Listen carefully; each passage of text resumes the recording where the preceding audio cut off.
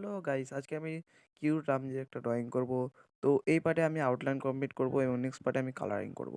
তো এটা আমি ক্যানভাসের উপর করব এবং তোমাদেরকে ক্যানভাসের রেফারেন্স ফটোটা দেখাই। চলো।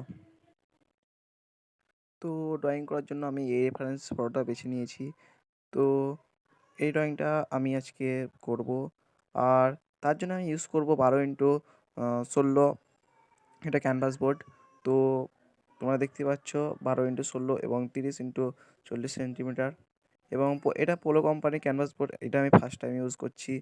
তো রেজাল্ট কীরকম হয় চলো দেখি, এবং চলো ড্রয়িংটা শুরু করা যাক।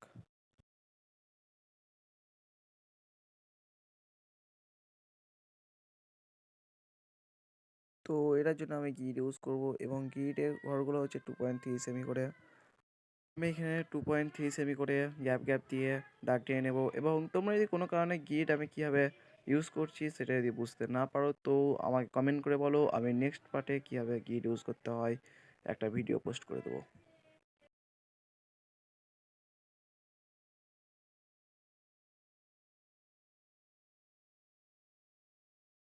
তো গিড লাইন টানা এখন কমপ্লিট, এবং চলো ড্রয়িংটা এখানে রেফারেন্স ফটো হচ্ছে আইটা আছে। তো আইটা তোমার 6 ওপর নিচে 6 করে, এবং পাশাপাশি আছে 5 করে। তো ক্যানভাস বোর্ডে তো এই জায়গাটা করে হচ্ছে, আর পাশাপাশি তো এই জায়গাটা। তো তো এই বক্সে আমাদের আইটা ড্র করব। তো চলো ড্র করি।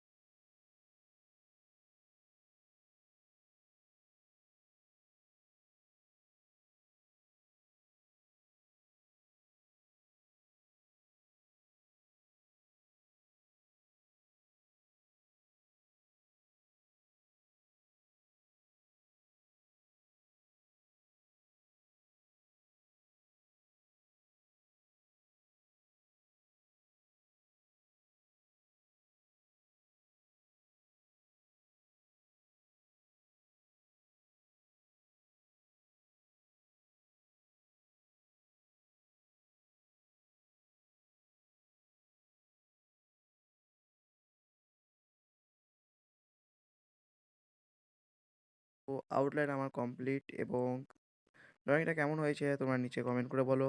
আর নেক্সট পার্টে আমি এটা কালার করব, তার এবং কালারিং ভিডিও তোমরা এতে খুব সহজে পেয়ে যাও। তার জন্য তোমরা চ্যানেলটিকে সাবস্ক্রাইব করে রাখো এবং একটা লাইক করে দিও। তো আজকের মতো বাই।